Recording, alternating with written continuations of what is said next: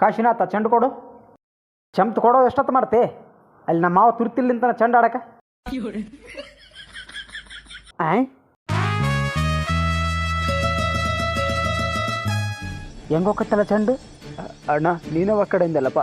ಇಲ್ಲಿ ಬಾ, ಚೆಂಡು ತಾರಾಮ ಗಬ್ಬು. ಏನು ದೊಡ್ಡ ಶಾಣೆ ನಿಂತ ನಿಂತಿದ್ದೆಲ್ಲ ಆಡಕ್ಕೆ. ಇಲ್ಲಿ ಬಾ. ನಾನೇನು ಮಾಡಿಲ್ಲ ಅಣ್ಣ, ನೀನು ಚೆಂಡು ಕಡೆ ಅನ್ನೋದಕ್ಕೆ ಹೋಗ್ಕಟ್ಟಿನಿ. ಎಲ್ಲರೂ ಸರ್ದಾರ್ ಇರು ಬರ್ರಿ, ಕ್ರಿಕೆಟ್ ಆಡಕ್ಕೆ 11 ಮನುಷ್ಯ ಸಿಕ್ಕ ನೋಡು.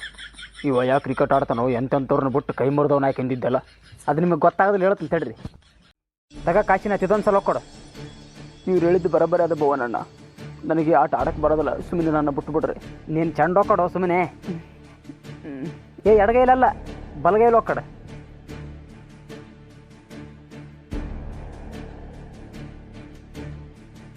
ನೋಡಿದರೆ ಅವ್ನು ಹಾಕಿದ ಚೆಂಡು ನಮ್ಮ ಕೈಗೆ ಸಿಗಲಿಲ್ಲ. ಇದರಲ್ಲಿ ಸೇನ್ ತಿಳಿತು ನಿಮಗೆ. ನಮಗೇನು ತಿಳಿತದಪ್ಪ ಮಲ್ಲಂಗಿ, ನೀನೇ ಶಾಣೆ ಆಗಿದ್ದೆ ನಮ್ಮೂರಿಗೆ. ಈ ಆಟದಾಗ ಇವ್ನು ಕರ್ಕೊಂಡು ಹೋದ್ರೆ ನಮ್ಗೇನು ಲಾಭ ಅದು ಗೊತ್ತಾನ? ನಮ್ಮ ಟೀಮಿನಾಗ ಇವ ಬ್ಯಾಟ್ಸ್ಮ್ಯಾನ್ ಆಗ್ಲಿಕ್ಕನ ಬಾಲರ್ ಆಗೇನು ಇರಲಿ. ಯಾಕಂದ್ರೆ ಇವ ಚೆಂಡು ಹಾಕೋದು ನೋಡಿದ್ರೆ ಆ ಬ್ರಿಟಿಷರ್ನ ಸೀದಾ ಸ್ಟಂಪ್ ಔಟ್ ಮಾಡ್ತಾನೆ. ಪಂಪ್ ಅಂದ್ರೆ ಏನು? ಪಂಪಲ್ಲಿ ಹಾಕೊಡಿ ಸ್ಟಂಪ್. ಅದೇ ಏನು ಹಂಗಂದ್ರೆ ಅಲ್ಲಿ 3 ಗೂಟ ಜಡದಿರೋದಲ್ಲ ಚೂಪ ನಾವು. ಅದೇ ಎಲ್ಲಿ ಜಡದಿರ್ತಾರ, ಎಲ್ಲಿ ಜಡದಿರ್ತಾರ? ನಿನಗೇನು ಹೇಳಪ್ಪ, ನಾನು ಇಲ್ಲಿ ಹೆಣ್ಮಕ್ಳಾರ ಅಲ್ಲಿ ಮೈದಾನದಾಗ ಜಡದಿರೋದಲ್ಲ ಆ ಕಡೆ 3 ಈ ಕಡೆ 3. ಅವು ನೆನ ಪಂಪ್ ಅಂದ್ರೆ ಪಂಪ್ ಅಲ್ಲೋ ಸ್ಟಂಪ್. ಯಾವತ್ತನಾಗಲ್ಲ ಬಿಡ್ರೆ ಆ ಪರಂಗಿ ಭಾಷೆ ನಾವು ಯಾಕೆ ಆಡಮ್ಮ? ನಾವು ಯಾವಾಗಲೂ ಗೂಟ ಅಂದಕ್ಕಂತ ಬಂದೀವಿ, ಗೂಟನೇ ನಂಬರ್ ಅದಕ್ಕೆ. ಆಯ್ತು, ಏನೋ ನನ್ರ ಕಡೆ. ನಮಗೆ ಈ ಆಟ ಆಡೋಕೆ 11 ಕಿಲಾಡಿ ಬೇಕಾಗಿತ್ತು, ಸಿಕ್ಕ. ಇನ್ನೇನಿಲ್ಲ, ಈ ಆಟ ಆಡೋದು ನಾವು ಗೆದ್ದದು ಆ ಕ್ಯಾಪ್ಟನ್ ರಸಲ್ ಒದ್ದು ಓಡಿಸೋದು, ಇಷ್ಟ ನಮ್ಮ ಕೆಲಸ.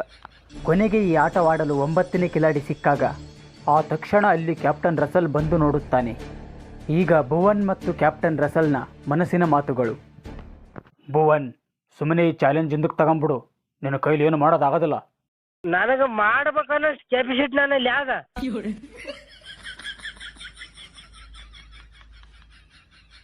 ಏನು ಮಾಡ್ಬೇಕಂಬುದಾದ? ಇದೇನು ಗೋಲಾಟ ಬಗಿರಾಟ ಮಾಡಿದ್ದೇನು? ಕ್ರಿಕೆಟ್ ಇದ್ರ ಬಗ್ಗೆ ನಿನಗೆ ಏನು ಗೊತ್ತಿಲ್ಲ, ಎಲ್ಲ ಗೊತ್ತದಾಮ ಗಬ್ಬು. ಏನು ಆಡ್ಲಾರ್ದ ಆಟ ಹೇಳ್ತಿದ್ದು ನನಗೆ. ನಿನಗೆ ಈಗ ತಿಳಿಯೋದಿಲ್ಲ, ಕ್ರಿಕೆಟ್ ಮೈದಾನದಾಗ ಫೀಲ್ಡಿಂಗ್ ಮಾಡೋಕ್ಕೆ ತಿರುಗಾಡು, ಅವಾಗ ತಿಳಿತದ. ಅಲ್ಲೇ ಇವ ಒಂದು ದಿನಕ್ಕೆ 15 ಎಕರೆ ಗಳೆ ಹೊಡೆದು ವ್ಯಾಮಾನ ಮಡಸ. ಹೌದಲ್ಲ ಕಡೆ, ನೀನು ಮೈದಾನದಾಗ ತಿರುಗಾಡೋದು ಹೇಳ್ತಿದ್ದಲ್ಲ.